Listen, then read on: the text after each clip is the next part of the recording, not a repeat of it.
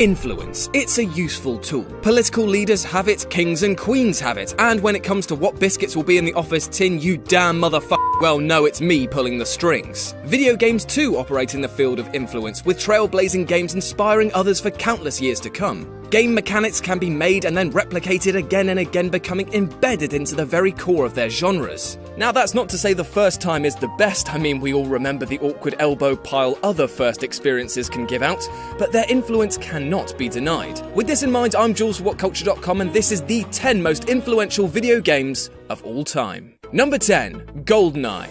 Lately, and with the rise of online gaming in general, local multiplayer options have turned out to be just that, an option. Back in the 90s though, the idea of actually being able to play against your friend in the comfort of your own living room was damn near magical. Enter GoldenEye, the big Bond bombshell which made evenings and broke friendships in equal measure. Sure, local couch games existed before this one, but GoldenEye deserves special credit for being an afterthought by the developer. It wasn't until the final hours of production that the multiplayer mode was added, but bless my nan if it wasn't the most fun thing about this title. Number 9. Final Fantasy VII. Okay, so I know there's many a Final Fantasy title before this one. In fact, I can say with confidence that it's at least 3, but 7 is at the tip-top of this never-ending pile because of how it handled content. Sure, 6 was chock full of stuff, but in 7 it provided a monstrous amount of content and graphical quality which was at the time enthralling, making it a feat of real dedication. Final Fantasy VII established itself as the benchmark for RPGs, that huge open worlds could be immersive and personal,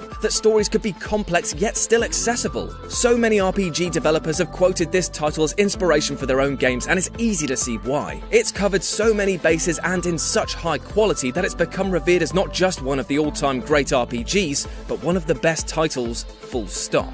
Number 8. Super Mario Bros. Where would we be without this game? From level design to power-ups to the way that you can control an avatar, Super Mario Bros. Is like a gaming Rosetta Stone. While he's since moved on to more 3D pastures, the chubby plumber made his mark with this 2D classic. Its influence can be felt in nearly every platformer that came after, and while many sought to refine and add to the genre, this is like playing the raw elements of gaming. I barely need to explain this more, as nearly everyone and their enchanted raptor bones has played this classic, and if you haven't, well, then treat yourself to one of the simplest but most fun experiences ever put to cartridge.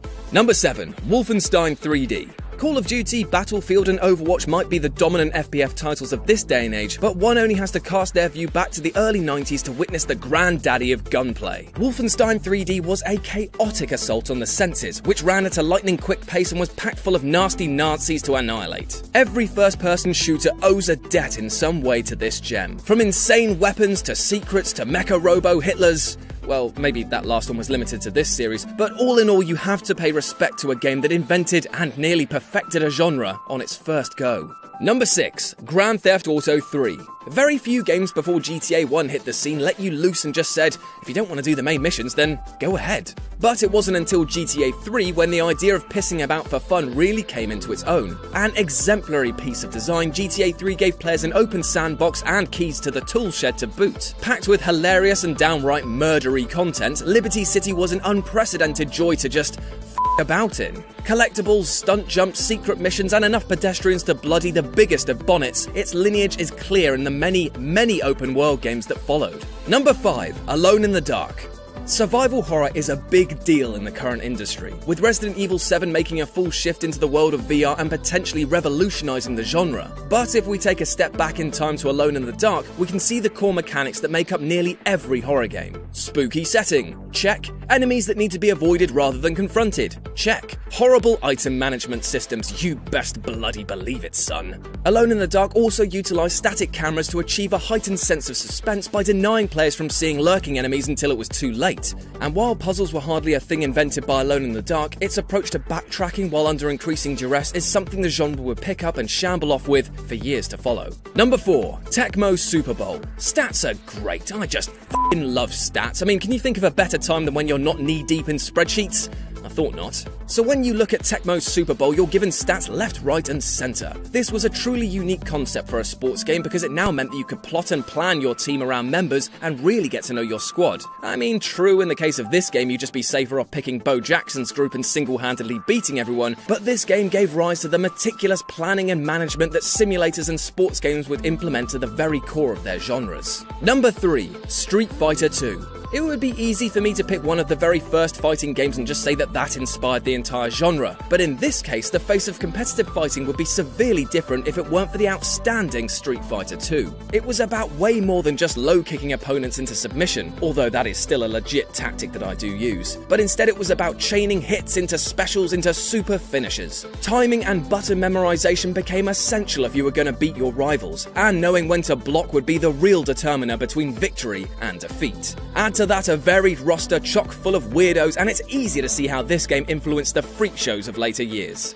Number 2. Parappa the Rapper. You might look at this game and think the only thing that it's influenced are paper cuts and LSD dreams, but this rhythm action title has had a greater impression than its 2D nature might suggest. Effectively being based around a Simon Says mechanic, no other title had tread the waters of music in gaming before, at least not with such funky style. Upon its release, it was met with cult and critical praise and inspired many other rhythm action games to come. So the next time you're setting up your Rock Band kit with your friends, if that's still a thing, then say a little word of thanks to the paper pup with the smoothest of flows. And number 1, Tetris. Much like Peter Austin, sometimes simple things are the best, and you don't get much more simple than Peter Austin. Wait, I mean Tetris. By combining a basic concept, a score attack ethos, and a kick-ass Russian folk tune, then you get one of the best-selling games of all time. A perfect example of simplicity and addictive gameplay, it influenced so many games, from Dr. Mario to Candy Crush, and all have sought to replicate its core gameplay. Shape or color matching and time constraints breed a compelling experience that's easy to master, but all the more difficult to put down. And that's our list. Got any more trailblazing games which influenced the industry? Well, let us know about them in the comments section below. And if you want to fall under my influence, you can do so here or on my personal Twitter, RetroJ with a 0.